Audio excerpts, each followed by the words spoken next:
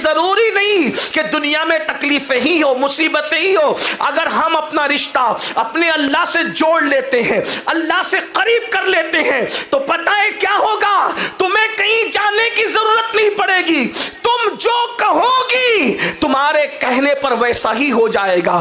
तुम जिसके सर पे हाथ रख दोगी उसकी तकदीर बदल जाएगी। शर्त यह है कोई पाक दामन तो बन के देखे, कोई मुत्तकी तो बन के देखे, कोई अल्लाह से डरने वाला तो बन के देखे। आइए, जब कोई औरत वाकई अल्लाह से रिश्ते को मजबूत कर लेती है, जब वाकई कोई औरत मुत्तकी परहेजगार बन जाती है, जब वाकई कोई औरत इबादत गुजार बन जाती है, तो फिर अल्लाह उसकी कितनी सुनता है, उसकी शान क्या हो जाती है। आपने खातून का नाम सुना होगा, हजरत राबिया बसरी का नाम आपने बार बार सुना होगा। जब भी औरतों का जिक्र आता है, नेक औरतों का, तो राबिया बसरी का जिक्र आता ही आता है। राबिया बसरी एक मर्तबा हज के लिए गई, अल्लाह अकबर, और जब हज करके लौट रही थी तो रास्ते में उनका ऊंट मर गया। उनका ऊंट मर गया तो सवारी खत्म हो गई। तो राबिया ने क्या किया? देखो नाज़े बंदगी कैसा है, अंदाज कैसा है, खुदा पे नाज करने का अंदाज कैसा है। इसलिए कि मोहब्बत जो थी, प्यार जो था, उल्फत जो थी, तो राबिया आसमान की तरफ निगाह उठा के कहती है, क्या कोई बादशाह भी अपने कमजोर गुलाम के साथ ऐसा करता है कि रास्ते में उसका ऊंट मार देता है? हज को बुलाया और हज को आई, अब हज करके वापस जा रही थी तो तूने मेरा ऊंट मार दिया, मेरा ऊंट मर गया। अब बता मैं क्या करूं, कैसे घर जाऊं? क्या कोई बादशाह भी कमजोर गुलामों के साथ ऐसा करता है? अल्लाह अकबर। तारीख में आता है नास के साथ सिर्फ ये जुमले कहने थे, अभी जुमले मुकम्मल भी नहीं हुए थे कि उनका मुर्दा ऊंट उठ करके खड़ा हो जाता है। अंदाजा फरमाए ये कब होता है? जब अल्लाह से रिश्ता मजबूत होता है। आज तो औरतों का हाल ये है, सीरियलों में वक्त गुजर रहा है, फिल्मों में वक्त गुजर रहा है, अल्लाह अकबर, मोबाइल के अंदर वक्त गुजर रहा है। औरतें फेसबुक चला रही है, औरतें यूट्यूब पर वक्त बर्बाद कर रही है। ऐ खातूने जन्नत की कनीजो, अपने अल्लाह से रिश्ता जोड़ो। हमारा रब बहुत ताकतवर है, हमारा रब बहुत कुव्वत वाला है। किसी और तरफ नजर करने की जरूरत नहीं है, बल्कि अपने अल्लाह से अपने रिश्ते को मजबूत करने की जरूरत है। वो कौन सी नेमत है जो अल्लाह की बारगाह में नहीं मिलती, जो अल्लाह के दर से नहीं मिलती? ऐ खातूने जन्नत रदी अल्लाह ताला अन्हा की कनीजो, दरअसल परेशानियां इसलिए है, तकालीफ इसलिए है, मुसीबतें इसलिए है कि हमारा रिश्ता अल्लाह से कमजोर हो गया है। मुझे बताएं, हम अल्लाह को याद कब करते हैं? हम खुदा को याद कब करते हैं? जब मुसीबत आती है याद करते हैं, तो भी सही तौर पे याद नहीं करते, पूरे यकीन से याद नहीं करते। आप खुद सोचो, इतने बड़े हजारों के मजमे में कितनी बहनें हैं जो 5 वक्त की नमाज पाबंदी से पढ़ती है? अपने आप में डूब करके सोचो मेरी बहनों, बताओ कितनी बहनें हैं जो 5 वक्त की नमाज पाबंदी से पढ़ती है? मेरी बहनों बताओ, जब अल्लाह के रसूल ने फरमा दिया जिसकी नमाज नहीं उसका दीन नहीं, फिर आप किस दिन पर अमल करती हैं? सीरियल के लिए वक्त है, गीबत के लिए वक्त है, औरतों के दरमियान बैठ करके इसके उसके घर में लड़ाई झगड़ा लगाने के लिए वक्त है, इसी तरीके से हर जुर्म के लिए वक्त है, शादियों में जाने के लिए वक्त है, वलीमों में जाने के लिए वक्त है, और अल्लाह की बारगाह में हाजिरी देने के लिए वक्त नहीं। एक वक्त की नमाज के लिए सिर्फ 10 मिनट का टाइम लगता है, 10 मिनट का। और याद रखना, कोई अल्लाह वाला बनना चाहे, आसान तरीका है, नमाज पढ़ो, अल्लाह वाले बन जाओ। इसलिए कि नमाज को छोड़कर किसी को ना अल्लाह मिला है ना अल्लाह मिल सकता है।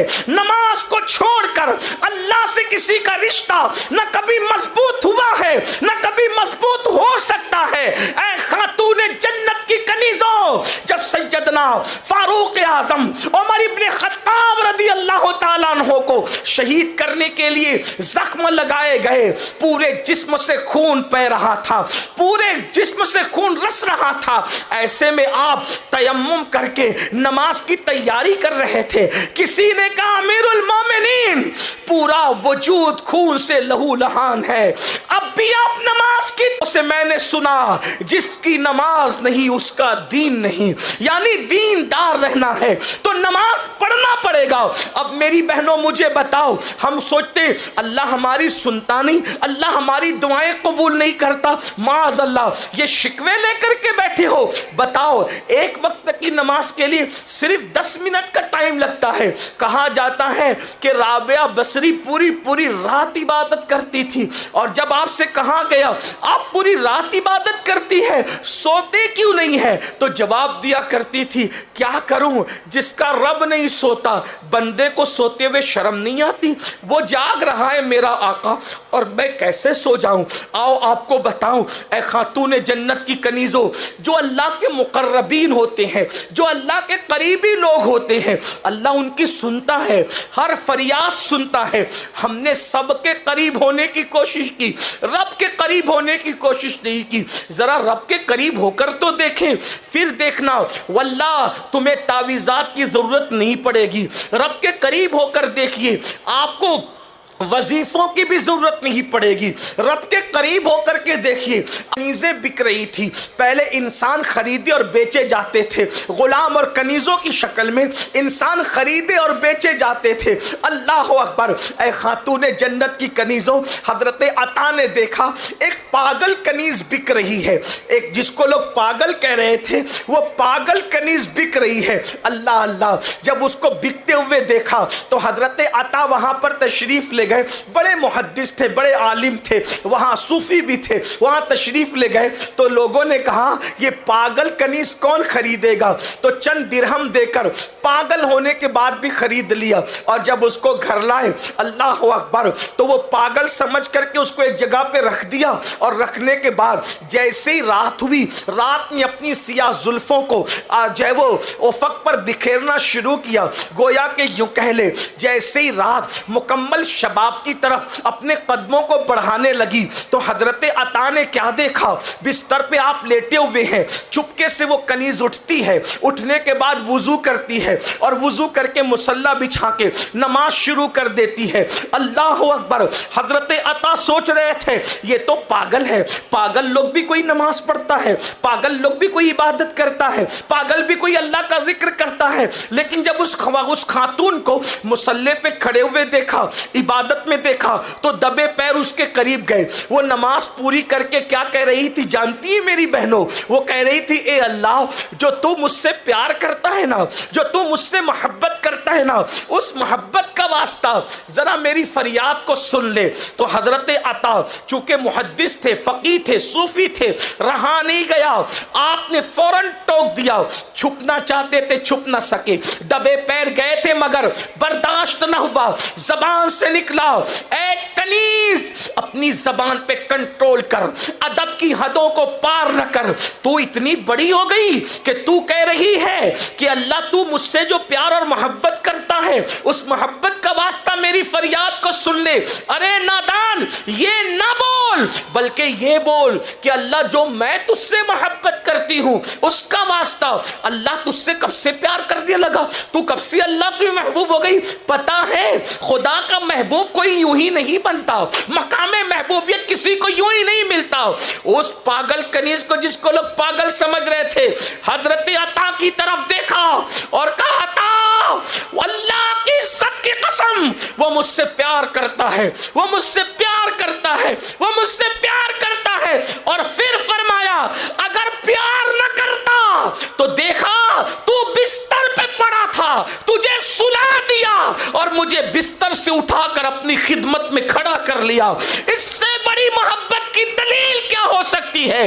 ये जवाब सुन करके अता खामोश हो गए। ऐ खातून जन्नत की कनीजों, अब पता चला खुदा जिसको महबूब बनाता है उसे फजर में बिस्तर पे पड़ा नहीं रहने देता, उसको मुसल्ले पे खड़ा कर देता है। खुदा जिसको महबूब बनाता है उसे पेट भर के खाने नहीं देता, उसे रोजों की तौफीक अता करता है। खुदा जिससे प्यार करता है उसे फजूल बकवास करने नहीं देता, जिक्र की तौफीक अता करता है।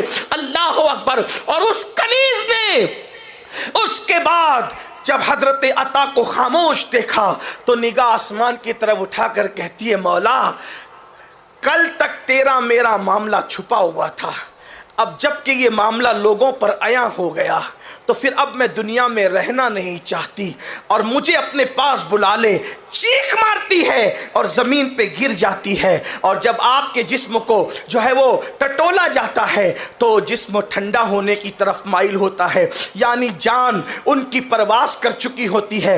अंदाज़ा करें, औरतें इतनी पहुंची हुई थी, औरतें अल्लाह तक इतना तकर्रुब हासिल कर चुकी थी। आजकल की औरतों को तो वुज़ू का तरीका भी नहीं पता, गुस्ल का तरीका भी नहीं पता, कुरान भी नहीं पढ़ना आता, और फिर वो सीखना भी नहीं चाहती। और याद रखना, सबसे आसान अल्लाह का दीन है, इसलिए अल्लाह से रिश्ता मजबूत करो। और अल्लाह से रिश्ता मजबूत करने का सबसे आसान तरीका कुरान शरीफ की आयत है। चूंकि वो आयत सजदा है इसलिए मैं तिलावत नहीं कर रहा हूं, उसका मफ़हूम बयान कर रहा हूं। अल्लाह रब्बुल इज़्ज़त का कुरान कहता है, सजदा करो और अल्लाह के करीब हो जाओ, यानी अल्लाह के करीब होने का आसान जरिया सजदा है। लेकिन आज अल्लाह अकबर, मर्द तो 95% नमाज नहीं पढ़ते, 5% मर्द नमाज पढ़ते हैं, मगर औरतें तो शायद 2% भी नमाज हमारे माशरे में नहीं पढ़ती। और एक बात आपसे अर्ज करूं, जो आज लोग गुर्बत का रोना रोते हैं, गुर्बत की सबसे बड़ी वजह अल्लाह अकबर नमाज का न पढ़ना है।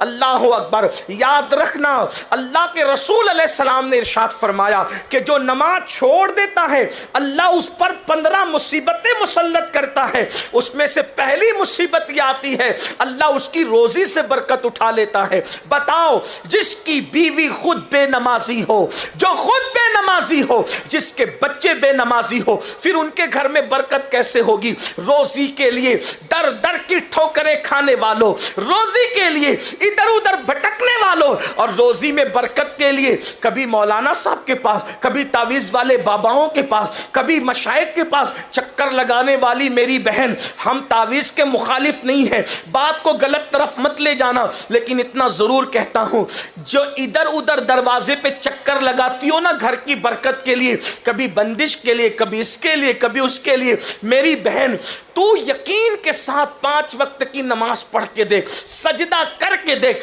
तब तुझे पता चलेगा कि सजदे में क्या है, और सजदे में सर रखकर यकीन से जो मांगा जाता है वो किस शान से मिलता है, मिलता ही मिलता है। आज आपका सबसे बड़ा मसला क्या है? बेटियां जवान हो गई, रिश्ते नहीं आते। मैं कहता हूं सजदा करके मांगते क्यों नहीं? रात के आखिरी हिस्से में, रात के आखिरी पहर में अगर कोई वुजू करके अल्लाह की बारगाह में अच्छा वुजू करके 2 रकत नमाज पढ़ के जो मांगे, आंसुओं की बरसात में अल्लाह अता करेगा। अल्लाह का वादा झूठा नहीं हो सकता, उसका वादा है, उदूनी अस्तजिब लकुम, मुझसे मांगो मैं जरूर अता करूंगा। और यहां नेक और अच्छे बुरे, आलिम गैर आलिम, फकीर गैर फकीर, सूफी गैर सूफी, पीर मुरीद, किसी की कैद नहीं है। अल्लाह का ऐलान है, जो मांगेगा हम उसको अता कर देंगे। ये जो आपने पहाड़े पढ़ रखे हैं कि मौलाना हम गुनहगार है, याद रखना अल्लाह जैसे गुनहगारों का रब है, नेकोकारों का भी रब है। जैसे नेकोकारों का रब है वैसे ही गुनहगारों का भी रब है। उसके यहाँ दुआ की कबूलियत में नेको बद में ज्यादा फर्क नहीं है। दुआ की कबूलियत के लिए नेक होना शर्त नहीं है, दुआ की कबूलियत के लिए यकीन का होना शर्त है। जब यकीन से दुआ मांगी जाती है तो अल्लाह ताला सबको अता करता है। बल्कि बड़ी माजरत के साथ, अगर आपको ये बात हजम नहीं होती तो मैं साबित कर सकता हूं, अगर काफिर भी मेरे अल्लाह से यकीन से मांगे तो अल्लाह काफिर को भी महरूम नहीं करता। अल्लाह काफिर को भी महरूम नहीं करता। दलील आपके सामने रख दूं कुरान से। शैतान से बड़ा काफिर कौन है ये बताओ? फिरौन भी शैतान के बाद काफिर है, नमरूद भी शैतान के बाद काफिर है। सबसे बड़ा काफिर कौन? शैतान। बल्कि जिसके कुफ्र का ऐलान कुरान करे वो काफिर शैतान है। वस्तकबरा वकाना मिनल काफिरीन, जिसके कुफ्र पर कुरान की आयत है, तकब्बुर किया, काफिरों में से हो गया। कितना बड़ा काफिर है शैतान? लेकिन जब अल्लाह ने उस पे लानत का तौक डाला और उसको रजीम करके मरदूद करके निकाल दिया, तो उसने अल्लाह से मांगा ना, अल्लाह से मांगा कि नहीं मांगा? अल्लाह से कहा मुझे मोहलत दे, कयामत तक की जिंदगी दे, कयामत तक के लिए मोहलत दे। बोलो अल्लाह ने दिया कि नहीं दिया? जो अल्लाह शैतान को महरूम न करे, वो मांगे तो अल्लाह शैतान को दे दे। तो जब वो शैतान को अता कर सकता है, दिया कि नहीं दिया मोहलत? अरे तुम्हारे बाप दादा पैदा होके मर गए, वो तो पहले दिन से है और अभी भी है। वो हजरत आदम अलैहिस्सलाम की पैदाइश से पहले से था, अभी भी है। मांगा ना उसने, उम्र मांगा, अल्लाह ने दिया कि नहीं दिया? कभी शैतान बीमार पड़ता है, कभी उसको कोरोना वगैरह की वबा लगती है, कभी उसको ताउन वाउन इतने सब आए, कुछ लगा उसको, वो हट्टा कट्टा है, क्योंकि मांगा उसने और अल्लाह ने दिया। और दिया तो जो मरदूद को इस शान से अता करता है, वो महबूब की उम्मत को क्यों अता न करे? हम तो माइल बकरम है, कोई साइल ही नहीं, राह दिखलाए किसे, राह रवे मंजिल ही नहीं। अपने अल्लाह से अपने रिश्ते को मजबूत करें। जब खुदा से रिश्ता मजबूत होगा